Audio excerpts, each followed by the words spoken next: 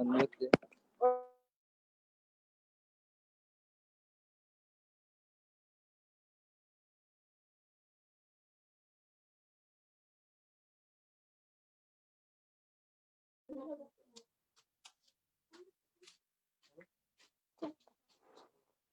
Ano nilagamutin?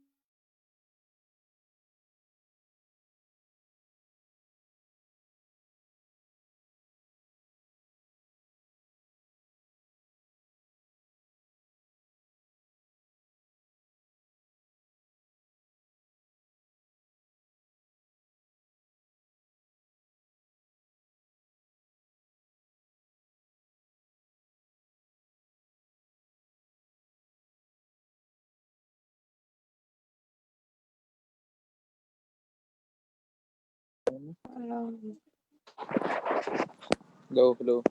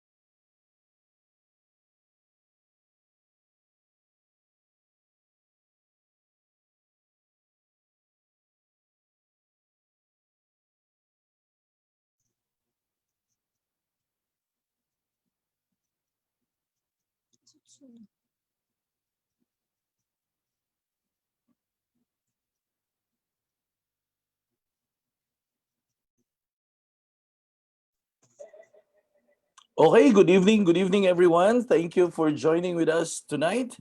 Thank you for the time na inallocate nyo po. I know you are all busy and doing a lot of things. And welcome to uh, Tara na, it's TGIF na. This is actually the Leadership and Management Training of DPPI. And alam nyo guys, leadership is a very key ingredient in order for a person to succeed. Without such, it would be totally impossible for one to climb the ladder of success. A lot of people actually wanted to be successful in life, but they don't want to take the lead. They don't want to take the responsibility. They don't want to take the, should I say, uh, the ownership of what they are doing. Maraming nagsasabi na, ay, hindi para sa akin yung leadership job. Wala akong leadership wala akong leadership skills, wala akong leadership character. I would like you to know that leadership is for everybody. Leadership is not inborn. Leadership is acquired and leadership is learned, no? In short, in the business we are in the world of real estate, leadership really does matter. Now, leadership really does matter. In any form of endeavor, in any form of business, leadership really does matter. In fact, lahat ho tayo has a leadership role. As in lahat. As in lahat to tayo. The moment ikaw meron kang certain level of influence, you are already elevated to the leadership position. In fact, kung ikaw ay nagiging nanay or nagiging tatay, you are ultimately become a leader to your family, to your household. If ikaw ay naging ate at kuya, you are already elevated to the leadership position. In short, any situation wherein you are actually influencing someone, you are already in the leadership journey. Now, last 2020, it was actually around September, we started the topic on courageous leadership. So, ilang buwan na? September, October, November, December, 4 months last 2020. And today is our first episode in continuation with what we have started last year, no? So ito po ang first episode natin for the year 2021. And at the same time, a continuation on the topic on courageous leadership. Now, bigyan ko kayo ng konting flashback. 2020, when all of us are actually caught off guard. Nag-pandemic, never did we expect that we will all be locked down. Everything freezes. You can't do anything. You cannot go out. Everything is controlled. A lot of people were losing their jobs. A lot of people are losing their businesses. But to those who are actually has the leadership capacity and capability, were able to go beyond, no? Kaya po nilang nalagpasan ang mga situation and was able to move forward amidst the pandemic. In fact, kung dumating ang pandemic tapos kulang-kulang yung leadership ng gobyerno, I don't think na we will be able to survive the 2020. So in short, in any challenges in life, leadership will play a very important role. Now, in the world of the real estate business, ang real estate ho, to be frank and honest with all of you, hindi po siya madali. No, it's not gonna be easy. The commodity that you're going to be sharing here are worth millions, no? But those millions actually are everybody's necessity. Why? Because owning a home is everybody's dream. So in short, lahat ho tayo at a certain point nangarap ho na magkaroon ng bahay. Pag ikaw po may pamilya na, may asawa, may anak, you really wanted to have a home. In short, this is everybody's dream.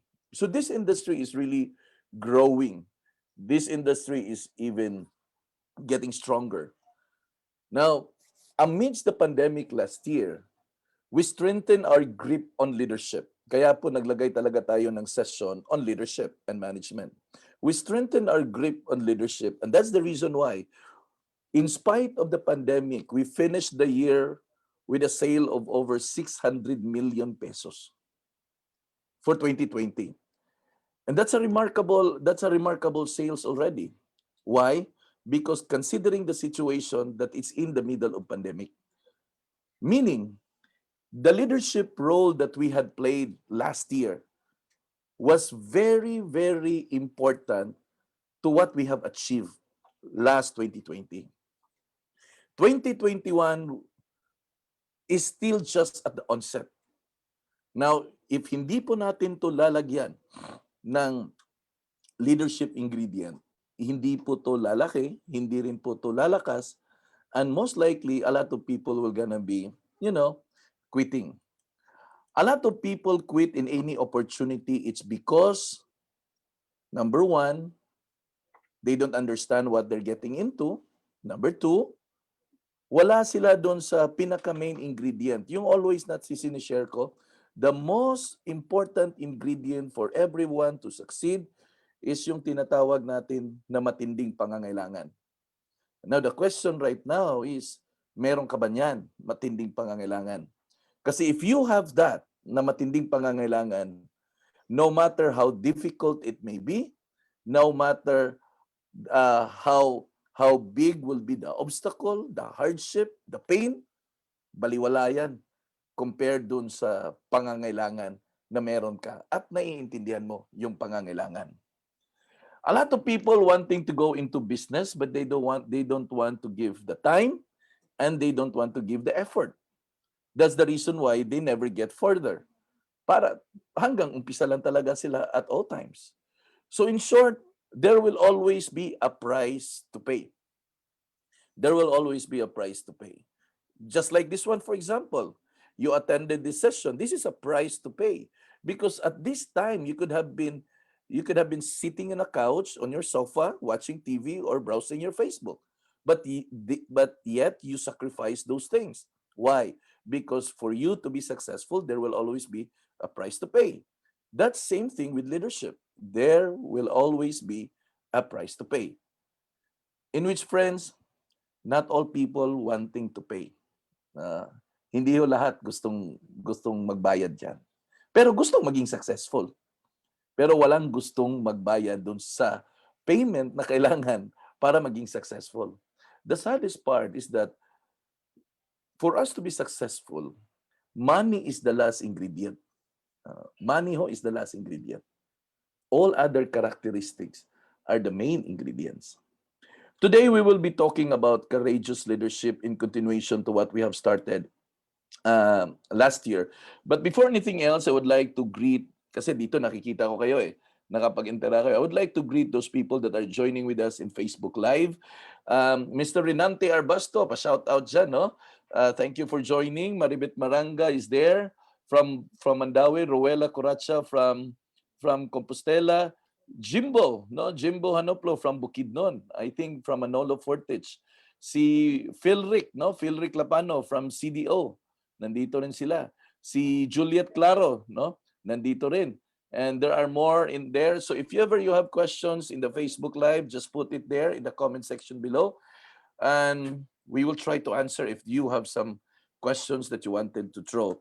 And for you that are joining with me here in the Zoom room, there are a few names here that I am familiar with. There are also names here that I'm not really quite familiar yet. But nevertheless, thank you for joining with us tonight.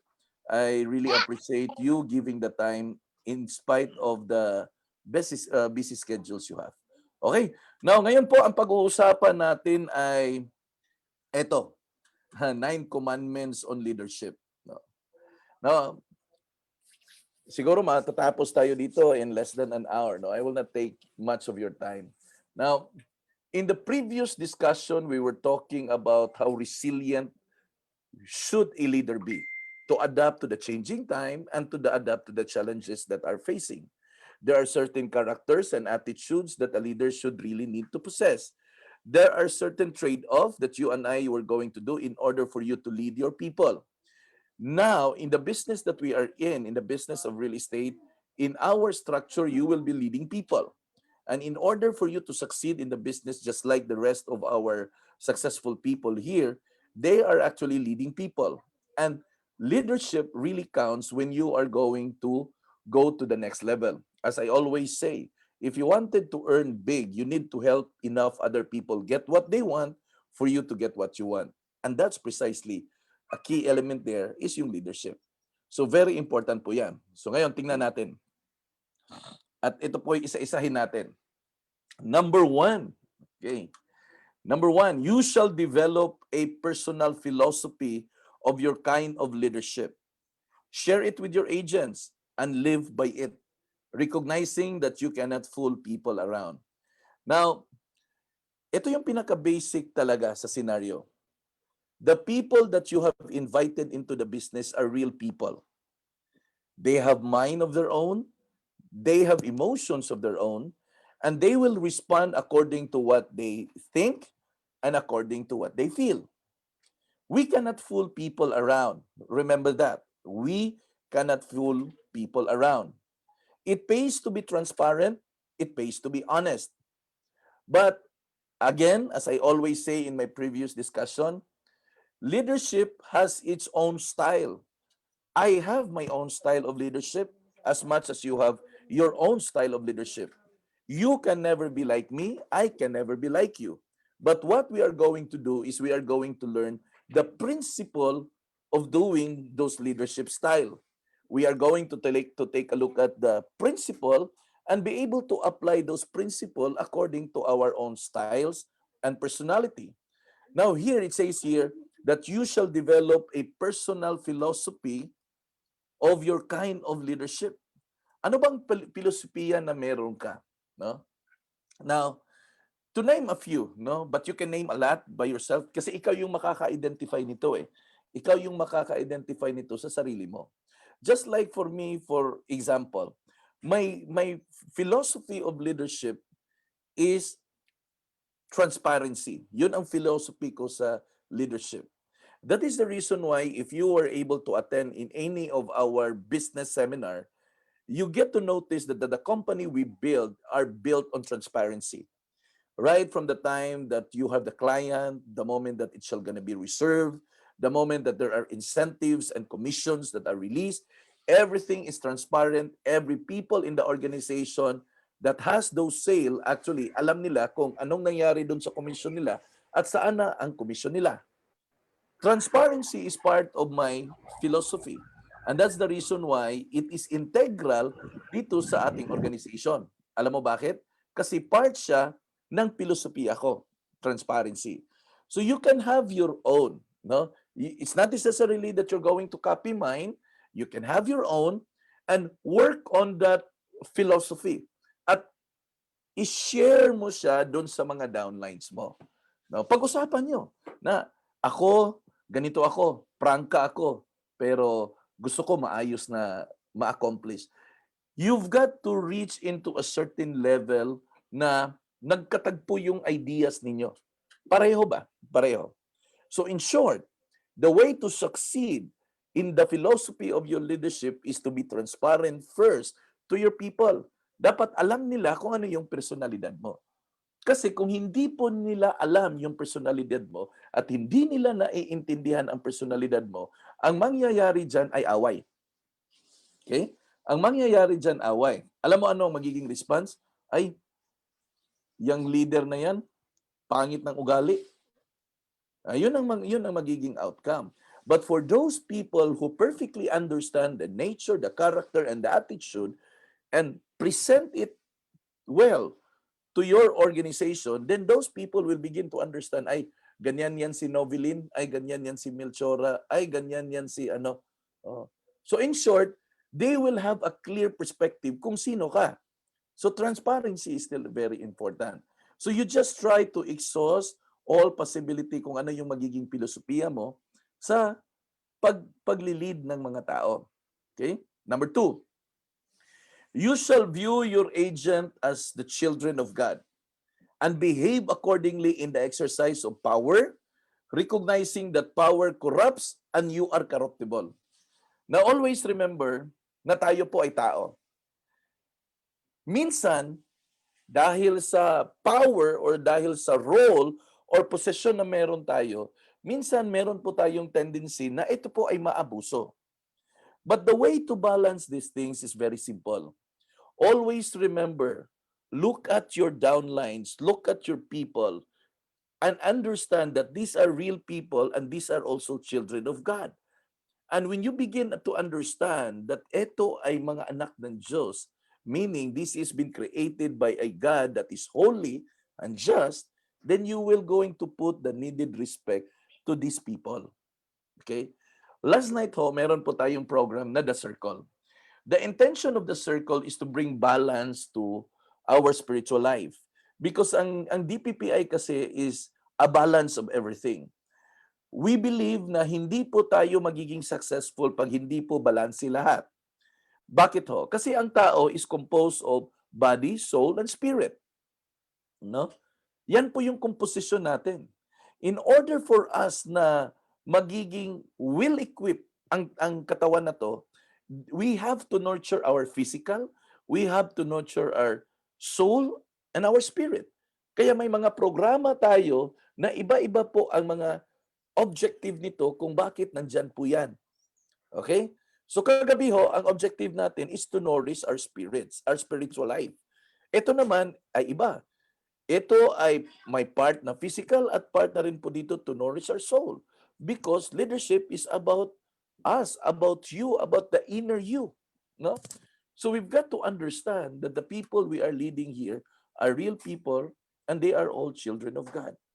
And therefore, because they are children of God, we need to respect them. That's the reason why in every organization po, pag meron pong mga organization, hindi po talaga maiwasan na magkakaroon po talaga ng mga away-away. Precisely because yung certain level of respect ay nawawala. Kasi kung nandyan lang always yung respeto, I don't think that there would be conflicts around. Kaya nating magparaya if respect is exercised and been displayed. If we respect each other's capacity, tayo po, iba-iba po yung mga kapasidad natin. Ito lang po yung always na sinasabi ko, wala pong magaling. Wala pong magaling na tao sa industry natin, sa real estate, wala hong magaling. Ang meron lang po dito masipag, pero walang magaling. Lahat po tayo ay kaya pong mag-achieve kung ano po yung na-achieve ng iba. In fact, always kung sinasabi dito, bawal mainggit, bawal ang crab mentality. In fact, what we believe in here and what we exercise here is that as much as possible, we don't want anybody to be left behind. Kung kaya nating bitbitin lahat, bitbitin nating lahat kung saan tayo patutungo. Kung kaya natin silang akayin para doon sa success na gusto natin, akayin natin. Pagpasensyahan natin, hindi po lahat ng mga downlines natin madaling matuto. Pero hindi po ibig sabihin na dahil hindi sila madaling matuto, ay hindi na natin tuturuan. Iba't ibang tao, iba't ibang level po ang kakayahan at ang level ng understanding. Kaya nga ho, kung ikaw ay gusto mong umasenso sa buhay, understand the fact ikaw ay kaya mong mag-lead ng tao. Kung kaya mag-lead ng tao, always remember, hindi po lahat ng tao gaya mo. You need to understand that na ang lahat ng tao ay hindi gaya mo. Kung ikaw ay makadaling makaalala, well, ang lahat ng tao ay hindi ganyan. We have varieties of attitude and personalities. Even twin itong mga kambal, even ang kambal may diferensya yan sila. Hindi sila pareho talaga. Kahit sabihin na natin na identical twin, ay nako, hindi rin po sila pareho. May difference din po yan sila. May kaibahan din talaga. No two person in this world are exactly the same. No? No two person in this world that are exactly the same. There will always be differences among us. And if we understand that we are created by God uniquely, di ba? Create tayo ni Lord eh. Hindi mo ba nakita, iba-iba yung mga mukha natin, iba-iba yung hugis ng mga mukha natin, iba-iba yung personalidad natin.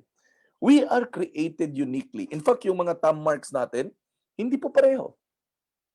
Yung mga thumb mark natin, hindi pareho. Yung iris ng mata natin, hindi pareho. Marami pong mga bagay na hindi talaga pareho kahit kakambal, hindi pareho. Alam mo bakit? We were created by God for the mere reason that we created uniquely so that we will never have a basis of comparison. Wag mo tingnan yung kasamahan natin kung ano yung na-accomplish niya. Tingnan mo at maging masaya ka. Pero wag mong tingnan dahil nagsiselos ka. Uh, Tingnan mo, baka may matutunan tayo sa ginawa niya. Yun dapat, di ba? Baka may ginawa siyang tama na pwede nating kopyahin and in return, aasenso din po tayo. Okay? Number 3, you shall not bring sadness and gloom onto the workplace. Ayan. Okay, ito po. Pag ikaw ay leader na at ikaw ay may downline, alam ko po ang emotions ng tao, may mga pagkakataon talaga na masama yung loob natin. May mga pagkakataon talaga na we are sad. But always remember, because right now, you assume a leadership role, and leadership actually is all about influence. Can you just imagine if ikaw makipagkita dun sa mga downline mo at yung mukha mo nakasimangot? Anong mangyayari? Lahat sila nakasimangot. Kung ikaw ay malungkot, lahat sila nakausap mo malungkot din. Sometimes we as leader, we've got to learn. Ito yung sinasabi ko, that there will always be prices to pay. And sometimes, there are moments that you really have to conceal things sa'yo para those people that surrounds you ay hindi naman mahawa sa kanega natin. So in short, pag tayo po ay nagiging leader na, bawal nega. Okay? Pag tayo po ay leader na, bawal po ang nega. Huwag kang maging negatron. No? In short, huwag kang maging negatron. Dapat tayo dito positibo sa buhay. Alam nyo guys, ang mundo natin na ginagalawan natin will not really gonna get better. To be honest with you, the Bible says that the world we live in will never gonna be get better. But because it doesn't mean that this world will not gonna get better, that our perspective in life will really be doom also. Hindi naman. In between these two ears is so-called the brain that has the capacity, no, to nurture, to develop, and to harness the fullest potential na meron ka. Kaya nga, I always say, one basic ingredient for you, aside from leadership, if you wanted to be successful, begin with your circle of influence. If you are going with people that are nega, you will become nega. If you are going with people that walang pong mga pangarap sa buhay, ikaw din magiging wala ka ring pangarap. If you will be surrounding yourself with people na may attitude na okay na to, bahala na to, kay sira, whatever will be, ganun din ang buhay mo. So, if I were you, not that we are eliminating friends, we are just right now trying to filter, no? Yun yung word eh. Trying to filter those people that will bring in good influences to ourselves. And those people that has good influences sa atin, yun ang i-keep natin. Kasi ho, bad company corrupts the mind. Bad company corrupts the mind. So alagaan po natin to. Okay? So, have a mentality of positivity. Bawal po ang malungkot. Hindi po ibig sabihin na hindi po tayo pwedeng malungkot. Kaya nga may programa tayo dito sa DPPI that will address everything. In fact, sabi ko pa nga last night, na if you have something that you wanted me to pray for you, you just send me an email and we will pray for you. Bakit ho? Because we believe that the most comforting thing to do if you have problem is to pray. That's the most comforting thing to do. A lot of people made a lot of wrong decisions, wrong choices, because they never really considered prayer in all of their decisions and everything. You try to put God outside of the equation of your life, you're not gonna make it. Always remember, you are a created being. We are a created being. There is a supreme being who created us. Therefore, that supreme being has the total authority of our life. Get rid of that in your life and your life will be doomed. That's the reason why we made a lot of wrong choices and wrong decisions. Because we tend to just view things on ourselves rather than times that we are sad, rather than giving it unto the Lord. Wala. Tayo yung gumagawa ng mga sarili-sarili nating mga paraan. Okay? Number 4. Yan. Number 4. Your mind shall dwell in the future whenever possible. Optimistic. Okay? Dapat to optimistic ho tayo. Alam nyo guys, in the business we are in, you will get more no than yes. Ulitin ko ha. In the business you are in right now, here in DPPI, you are going to get more no than yes. You will be rejected more than accepted. In short, you got to be optimistic or else you will quit. You've got to be optimistic and it begins here in your mind or else you will really quit. There are things that doesn't really go the way you want it. Hindi po lahat ng mga bagay-bagay na gusto mong mangyari sa isang araw ay mangyari sa gusto mong mangyari. Meron pong hindi.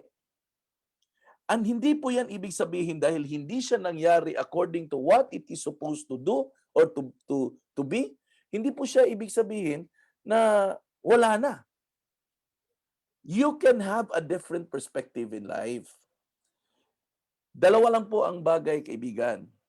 Pwede pong ang makita mo ay problema sa lahat ng mga pagkakataon or pwede mong makita ang solusyon sa lahat ng mga pagkakataon.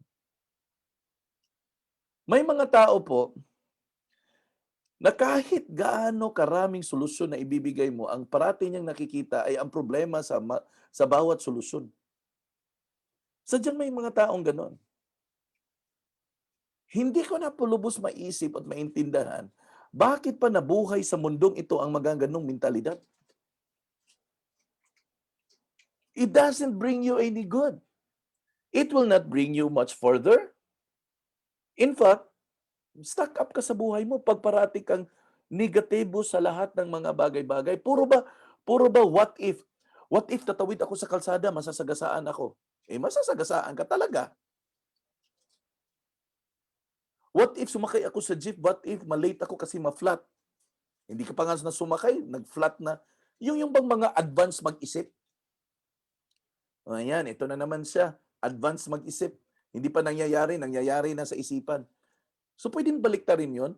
Baliktarin natin, imbes na nega, magagawin natin positibo. Uy, mag-ingat kayo dyan kasi ang ano dyan, yung teacher na yan, naku, masungit yan, naku, babagsak ka dyan.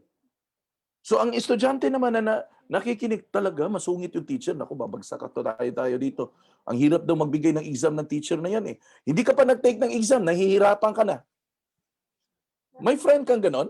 No? May friend kang ganon?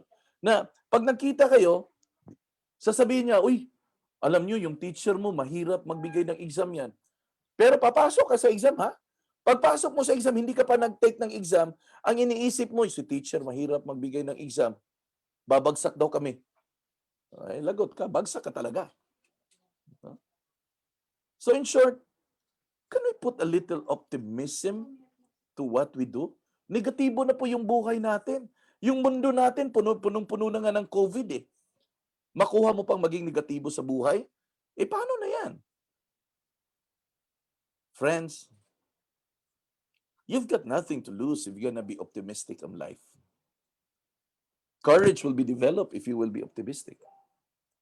Faith will be developed if you will be optimistic. Yung mga taong nega, para ba ang nakikita nila ay puro na kadiliman sa mundong ito? No? Ganun ang mga taong nega. Puro kadiliman ang nakikita sa mundo. Para bang wala nang magandang mangyayari sa buhay nila? Meron ba kayong kakilala na ganon? Naku, iwasan niyo po yun. Pag meron kayong kakilala na ganon, tanggalin niyo na po yan sa phone book niyo. I-unfriend na ninyo sa Facebook. Kasi walang talagang magandang maidudulot yan. We are shaped by how we think. We are shaped by the people that surrounds us. We are shaped by the community where we live. We are shaped to what we hear. We are shaped to what we see. And if you are not going to protect everything of what you see and what you hear, wala, nega ka talaga. Magiging nega ka talaga. Yan po ang rason, kaibigan, na kung bakit may mga maraming tao na sumubok po ng mga opportunity, bigla hong nag-quit right in the middle. Alam mo bakit? Kasi mas pinakinggan nila yung nega kaysa positibo. I've been in this business for 13 years already. And within 13 years, I was able to build this company. I started being just an ordinary agent. That's how I started. I was a part-timer. I used to work with Pepsi Cola here in Minglanilla, Cebu. Was it easy? No, it wasn't. Were there challenges? A lot of challenges. I perfectly remember the time that I went into this business, that I am starting to do this business. It took me 8 months for me to get my first sale. 8 months. Wherein ngayon ang mga members natin, isang linggo pa lang nakabenta na. 2 linggo, isang buwan nakabenta na. Ako 8 months. 8 months. And can you just imagine during that 8 months na nag full-time ako, I don't have any salary na kasi nag full-time na eh. Can you just imagine kung gaano nakaingay si Mrs. at that time? 8 months na walang income? And probably you're gonna understand what I'm talking. But one thing that holds me strong, that keeps me going, is I am protecting every single day all the things that I hear and all the things that I see. Naririnig ko ang boses ni Mrs. Pilit kong ipapalabas yan dito. Kasi sure ako sa gusto kong marating. Sure ako sa gusto kong maabot. Sure ako sa gusto kong gagawin para ma-achieve ko ang dapat kong ma-achieve. Kaya nga sabi ko in every business orientation, I always say this. If you are not certain of what you are going to go into, then don't go. Then don't go in. Don't join. Listen to it again. I'm not here to gather more people good for nothing.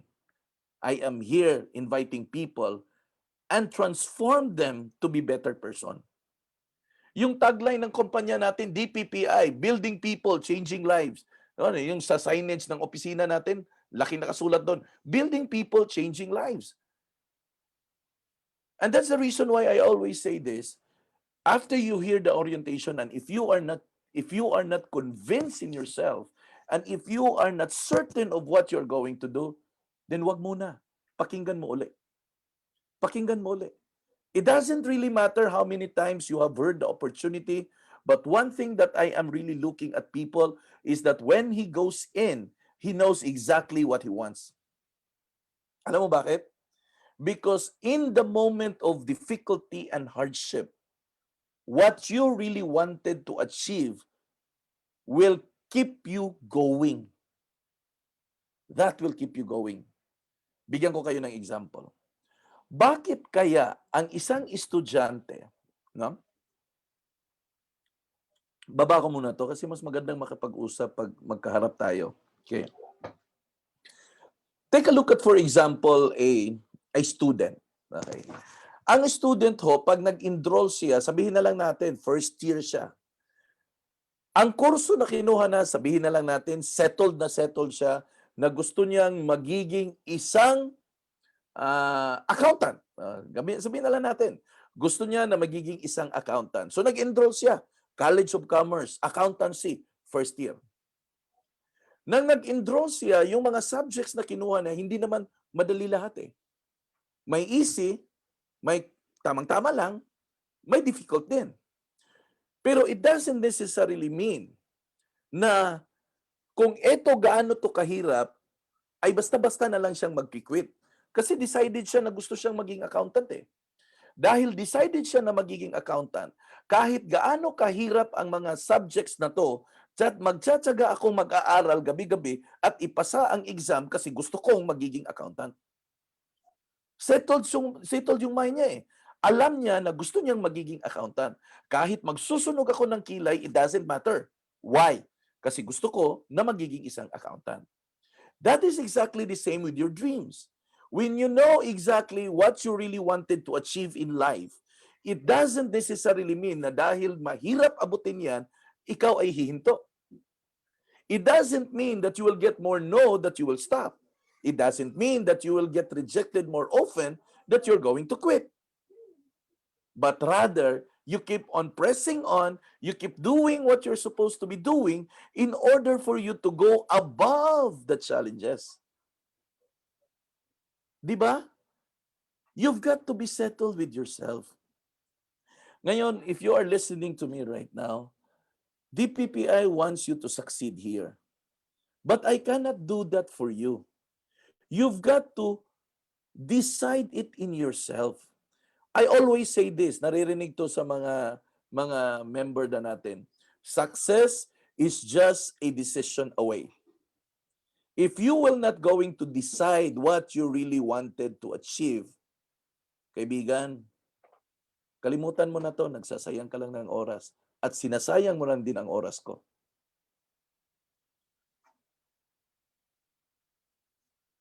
I can only do so much. I cannot do the push-up for you. Kasi po, ang pangit naman siguro, ako ang magpo-push up tapos ikaw ang magiging macho? Hindi naman ata siguro posible 'yon. So in short, in order for you to go into the next level, you've got to do the push up yourself. Ang pangit naman. Ikaw ang nagpaganda, ikaw ang nag-makeup, nag-lipstick, iba ang gumanda. Pwede ba 'yon? Hindi. You've got to do it yourself. A lot of people quit in the middle of the journey. Not because na hindi nila kaya, but because hindi nila alam kung ano talaga yung gusto nila. Hindi sila settled doon. Hindi sila nakapag-decide na they really wanted to achieve something. Write down what are the things that you wanted to achieve. No one, always remember guys, no one can do it for you. It's only you that can do it. Ikaw lang. Ang kaya ko lang pwedeng gawin ay magbigay ng message na to. But at the end of the day, it's still gonna be you that is going to do it. It's never gonna be me. It's gonna be you. Pero don't get me wrong. I want you to succeed in life. Hindi lang po dito sa negosyo natin, but in life. Kasi ang success po ay hindi lang po pera yan, kaibigan.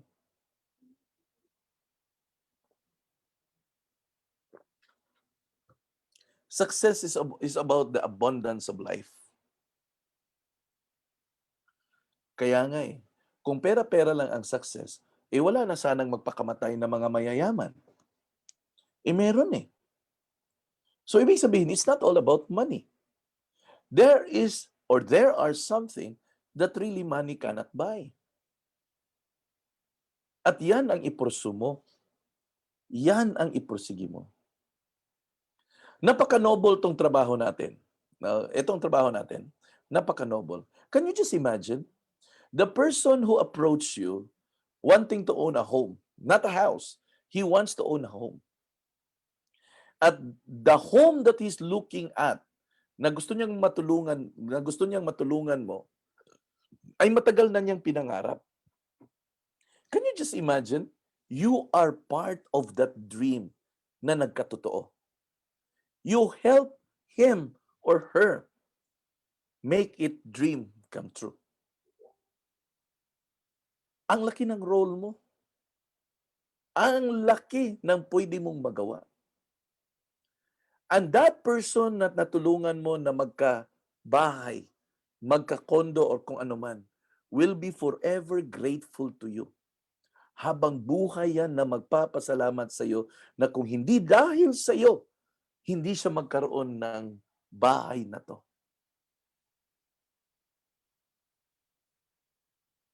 You will play a very important role in the life of that person. Every client that you're going to meet is not just numbers. It's not just client wherein you can get commission. It's a life na nangarap, na nagkatotoo dahil tinulungan mo. Yun po yun.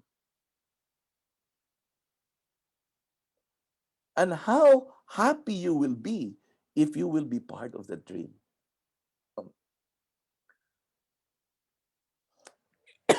Sorry.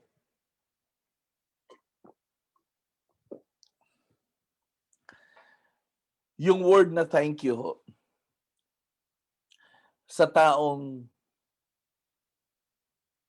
nangarap at nagkatotoo dahil natulungan mo, wala pong katumbas na pera yun, yung thank you na marinig mo. parang kirot yan sa puso mo pag narinig mo yung word na thank you. No amount of money can replace that.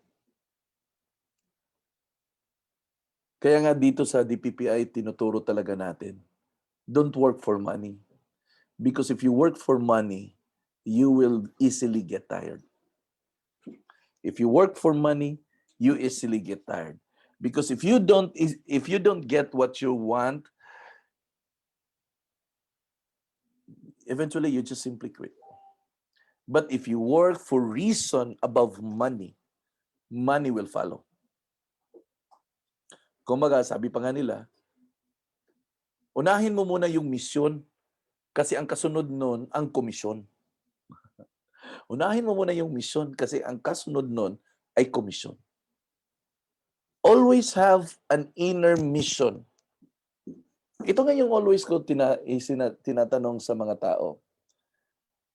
Bakit ka ba magjo-join dito? Alam mo, gusto ko yung ano ng Nescafe. Nung tagline ng Nescafe. Para kanino ka bumabangon? Sagutin mo nga lang yun. Para kanino ka nga ba bumabangon? Para kanino mo nga ba to gagawin? Kasi kung alam mo kung para kanino to gagawin, oh, I believe that you're really going to do things extraordinarily. Ito po, many times ko na po itong ginagamit na example. Kung ikaw ay isang nanay, at one day, umuwi ka sa bahay mo, habang paparating ka sa bahay, naririnig mo na yung iyak ng anak mo na sanggol.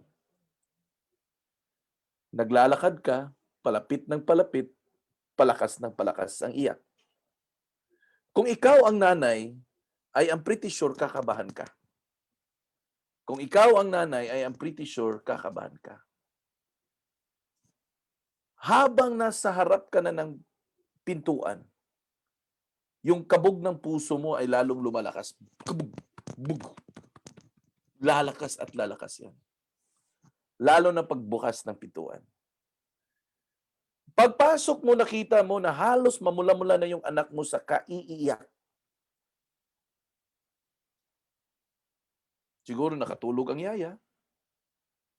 Pagdating doon, siyempre mother's instinct, ang unang titingnan mo, lalapitan mo yung anak mo, at first thing that you're going to do is titingnan mo kung meron ka bang gatas dyan. Kasi malamang ang unang instinct mo, baka gutom lang tong anak ko.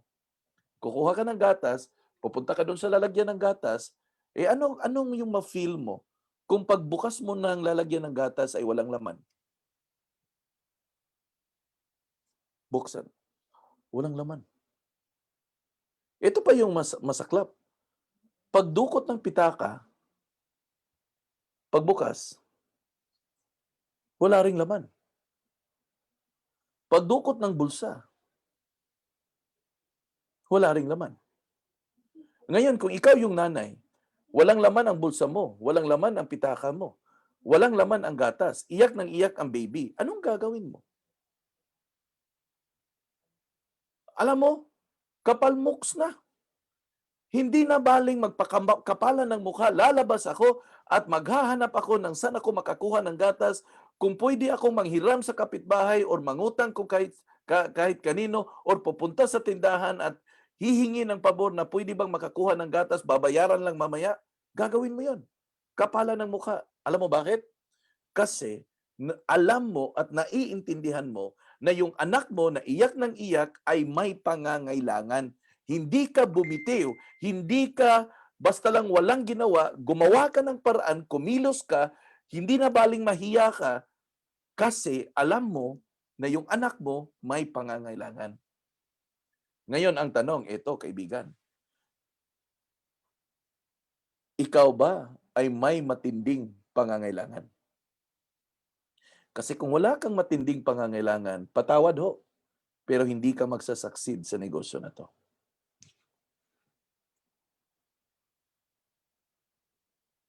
No one can identify that for you.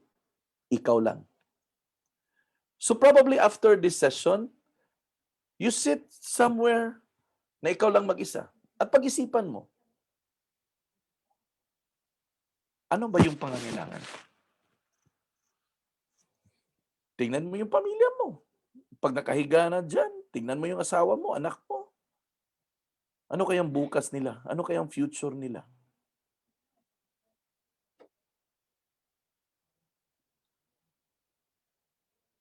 I cannot do that for you, my friend. It's you that will going to determine what you are really going or what you really wanted to do. Success is just a decision away. Hindi po lahat ng bagay ay madaling abutin. Kasi kung totoo na madaling yumaman, di marami na sanang yumaman. Kaso, hindi eh. Ibig sabihin, there will always be trade-off. There will always be prices to pay. The question, are you willing to pay the price? The question is, are you willing to pay the price? Ang success ho, hindi yan basta babagsak sa langit. There will always be a price to pay. It will require your time. It will require your effort. It will require your emotions, your mind, the whole of you, actually. But the reward is great. You and your family will eventually going to enjoy it. There is no such a thing as an overnight success. There is no such a thing na madali at mabilis. There is no shortcut to success. There is no elevator to success wherein push button mo lang, nasa ground floor ka, gusto mong maging pumunta sa 16th floor, push mo lang at bibit-bitin ka sa 16th floor. There's no elevator to success. If you are talking about success in life, you've got to climb the stairs. If you wanted to go from one floor to the next, you've got to climb the stairs. There is no other way. No? There is no other way. At the end of the day, my friend,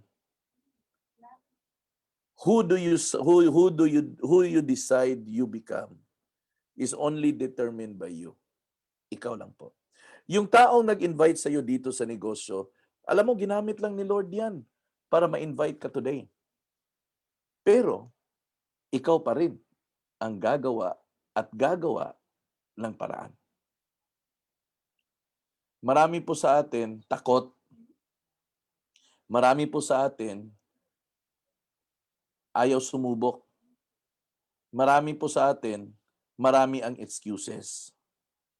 Marami po sa atin dito ayaw mapagod, ayaw mag-exert ng effort. Gusto lahat simple, gusto lahat madali. Pero ang kaso hindi eh. Balikan nga natin itong apat muna na pag-usapan natin. 9 to pero di natin maubos tonight. No? Number 1, you shall develop a personal philosophy of your kind of leadership. Number 2, you shall view your agents as the children of God and behave accordingly in the exercise of power, recognizing that power corrupts and you are corruptible because tao ka eh. Number 3, you shall not bring sadness and gloom onto the workplace. Instead, you shall endeavor to enrich the life of each agent that you are with. Enrich, tingnan mo yung word na ginamit, enrich. So you are in a better position to influence people to be a better person. No? And lastly, your mind shall dwell in the future whenever possible. So that's optimism. No? So that's optimism. Okay. Wrap up ko yung apat na yan. No, and I'll close with this one. Okay? Kasi 1 hour lang po yung TGIF natin para hindi rin po kayo masyadong mapagod. No? Kasi may mga schedules din tayo na sinusunod. Wrap up ko lang. Haven't you noticed, when we talk about philosophy, walang ibang pwedeng gumawa niyan kundi ikaw. Ano ba yung prinsipyo mo sa buhay? Balikan mo nga yung prinsipyo mo sa buhay. Ano ba yung mga bagay-bagay na ito yung stand mo? Kasi kung wala kang bagay na ito yung stand mo, madali kang ma-persuade. Kung may hangin, para kang kahoy ba, na kung may malakas na hangin, madali kang maputol, magiba. The philosophy of life will be your basic foundation on how are you going to make decisions in life. So ano ba yung prinsipyo mo? Meron ka bang pinaglalaban sa buhay mo or wala? Or hanggang ngayon, nasa isip mo pa lang, okay lang ako, Jeff. Kaya nga ayaw ko yung kanta na yun, yung kanta na, Que sera, sera, whatever will be, will be. Nako. Tapos sinundan pa ng Lion King, Hakuna Matata. It means no worries. Hindi po pwede. Ang buhay natin may worry talaga yan. Problem-free. Yun ang Hakuna Matata eh. Di ba? Narinig niyo po yun sa Lion King? Ni Timon ni Pomba? Hakuna Matata. It means no worries. It doesn't make sense. It doesn't make sense. Yung version na que sera, sera, whatever will be, ay nako, binago lang ni Timon at ni Pumba yon at ginawang Hakuna Matata. Pero the message is still the same. Dapat meron ka talagang prinsipyo sa buhay na eto yung paninindigan mo. That no matter what, I am not going to deviate to the principles na meron ako kasi eto yung pinapaniwalaan ko na eto yung pwede kong maabot sa buhay. Ikaw ba, gusto mo lang ba isuko yung mga pangarap mo sa buhay? Tayo ba ay may pangarap? Ikaw ngayon na nakikinig sa akin, meron ka bang pangarap sa buhay?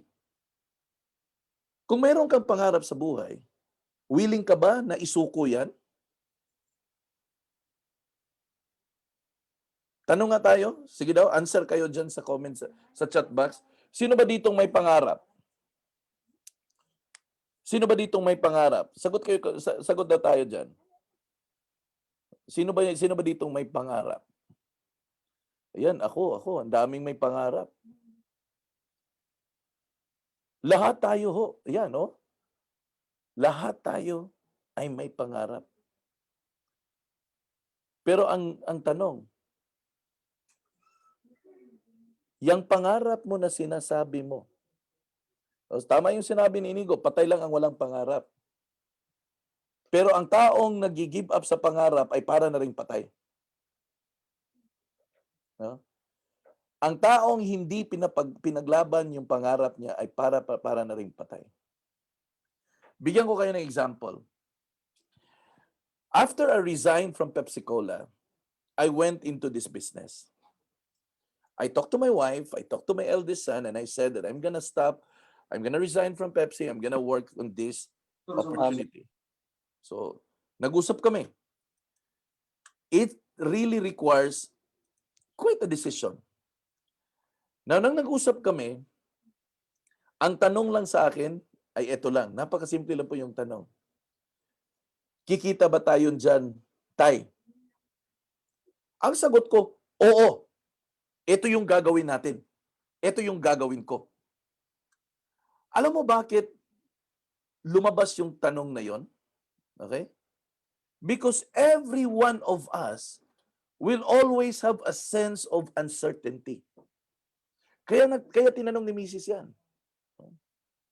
So ngayon, nilatag ko yung ano yung gagawin ko at ano yung gusto kong ma-achieve. So ito lang yung sinabi nila sa akin. Sige tay, suportahan natin yan Pero kailangan lang po nating magtipid kasi medyo mawawalan tayo ng income at first. So nag-agree kami, bawasan natin yung mga Jollibee at kung mga ano-ano pa. Yung first month, okay pa. Masaya pa. Cheer up pa. Cheerleader pa. Nandyan pa yung cheerleader. Dumating yung second month, third month, fourth month. Nako, kalagitnaan na ha. Fourth month na. Unti-unti ko nang naririnig yung mga, ano ba yan? Kikita ba tayo dyan? Sure ka may income dyan? Bakit wala pa? Yung mga dialogue na ganon. Naririnig ko na yan. At yung mga statement na yan, palakas ng palakas yan, month after month. Karamihan sa atin, merong pangarap na mga ganon. Siguro ang mga mothers dito nakarelate dun sa kwento ko pag ganon yung mga mister nila. Palakas ng palakas ang mga ganon na mga statement, month after month. Pero firm ako doon sa plano ko eh.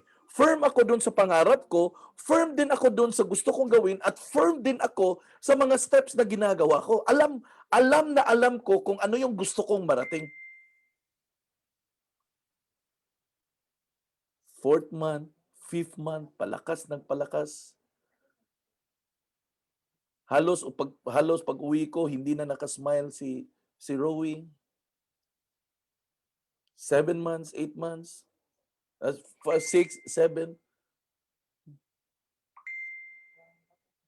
Halos wala ng karinyo.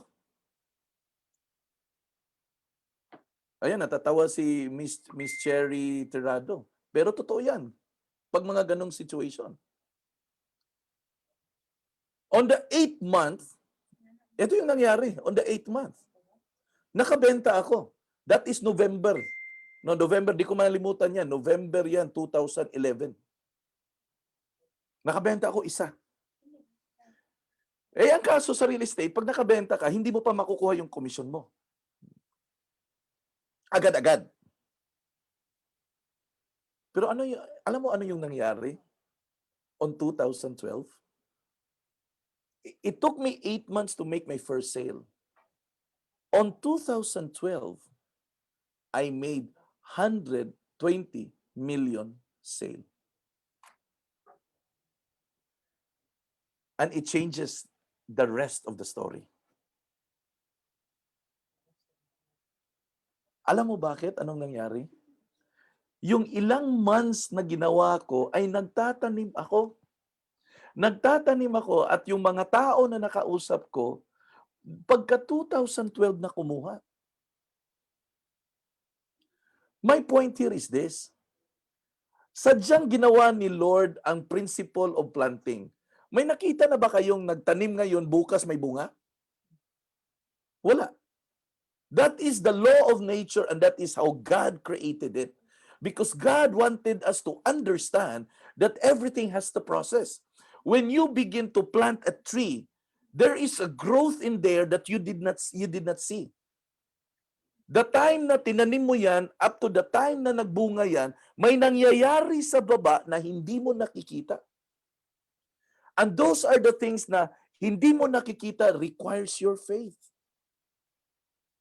The reason God will always use the principle of farming, planting, and harvesting when He talks the Word of God in the Bible, it's because God wanted to deliver a message that it doesn't necessarily mean na kung hindi mo nakikita na ako ang Diyos ay walang ginagawa sa buhay mo. It doesn't necessarily mean that if you don't feel that God is there, that God is not doing something for you. It doesn't necessarily mean na kung hindi mo nararamdaman ang presensya ni Lord, ay wala na siyang ginagawang tulong sa iyo. Kaya nga sabi ko find something na eto ay panindigan mo. The reason why I survived the 8 months in spite dun sa maraming mga kyaw-kyaw mula sa misis ko, it's because I exactly know what I really wanted to have. Ang tanong ngayon, ito kaibigan, ang ibabato ko sa iyo. Alam mo ba kung ano yung gusto mo? Ay, hindi, na-invite naman lang ako dito. Tapos, nakinig ako, tapos, okay naman, maganda naman yung message ng speaker. Wala akong pakialam sa message ko. Ang pakialam ko, alam mo ba kung ano yung gusto mo? Yun ang pakialam ko. Kasi, wala pong mangyayari kahit ilang training ang aatenan mo, ilang seminar ang na mag-attend ka, wala pong mangyayari po diyan hangga't hindi mo alam kung ano yung gusto mo. That's the reason why yung number one na commandment is you need to have a philosophy of yourself, of your type of leadership. Kailangan settled ka dun. Or else, wala po tayong patutunguhan. Lahat ng mga mangyayari, wala. 2011, hindi pa uso ang Facebook. Ang mga cellphone dati, mahal pa ang mga text at saka call. Wala pang mga unli-unli. Pag nakipag-appointment ako dati, gagamit talaga ako ng landline at mag-agree kami na magkikita kami on that time, on that day. Ngayon, mabilis na lahat. Pwede ka nang mag-text, pwede ka nang mag-call, may messenger pa, may Viber, lahat ho, meron na. Dati ho, pag may gusto akong ibigay sa kliyente ko na picture ng bahay, kailangan po kaming magkita para ibigay ko yung brochure. Ngayon, di na kailangan. Picture ko na lang, isend ko sa kanya sa messenger. Naging madali lahat. Kaya nga, that explains right now, our members has the tendency and capacity na madali silang makabenta. Bakit? May technology eh. May tools. Dati wala. Pero it doesn't necessarily mean na dahil may tools ngayon, ay maging madali lahat. Hindi rin. Kasi ikaw din po yung driver ng mga tools na yan. Now the question here, would you be willing to drive? Diba?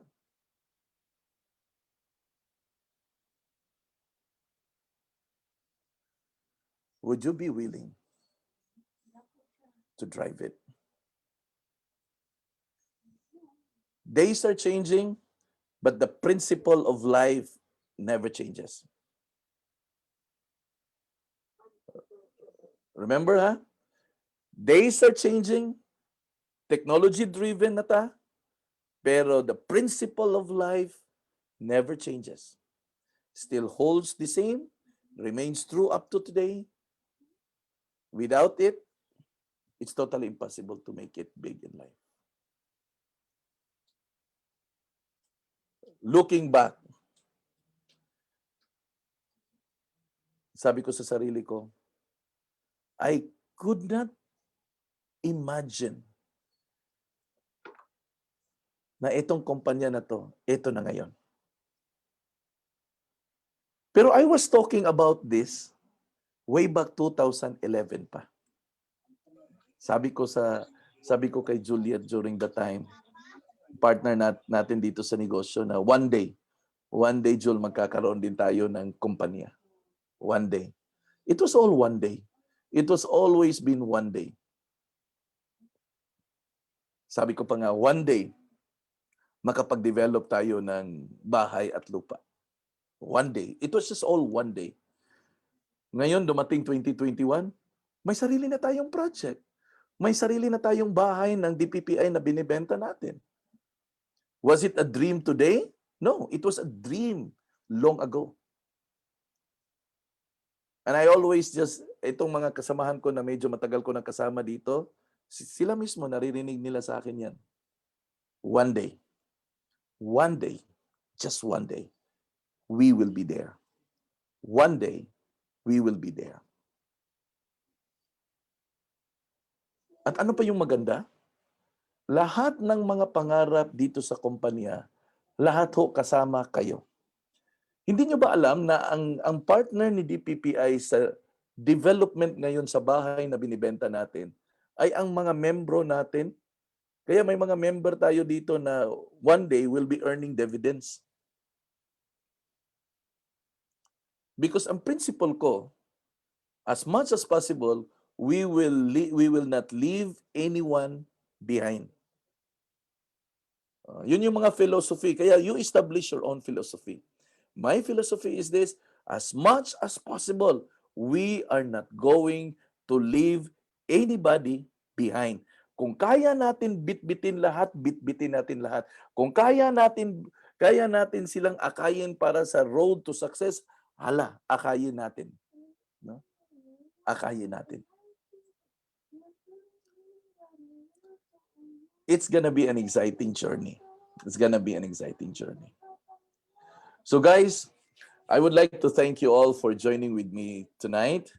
No, it's been an hour of talking to you, and I really look forward for a much more encounter with you. Sana wala na tong COVID para we can get the chance to really meet each other in person. But nevertheless, let's just pray for a very beautiful 2021. Everything still remains hopeful and positive. Narinig natin may bagong strain na COVID, but again, at the end of the day, always remember, just keep it up in prayers. No?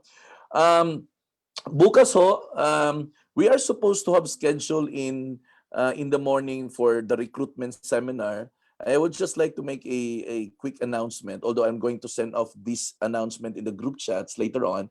I'm just going to make some quick announcement that um, for tomorrow, I'm going to cancel all my my schedules. It's because ang mga anak ko kasi by Monday is class na, and this is the only time that I'm gonna be treating them in a small time together para before magklase ho, we can have the time kasi last December, January, medyo punong-puno talaga yung mga schedules natin dito. In fact, January 1 may activity tayo, nag-raffle tayo dun sa mga recruitment raffles natin eh. So ang daming mga na nagwagi doon. By the way, doon sa mga nanalo, claim na ninyo doon sa office ha.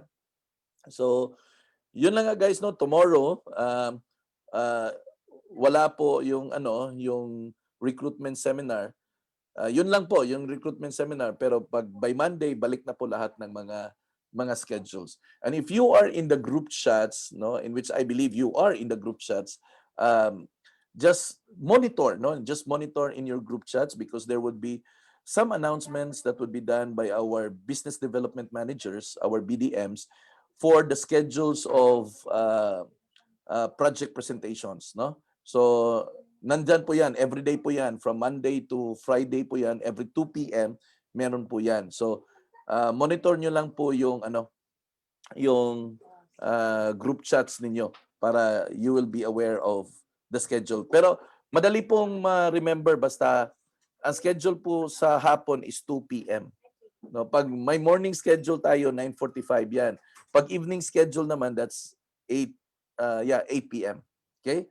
So, thank you and have a restful sleep and God bless you all. Bye-bye.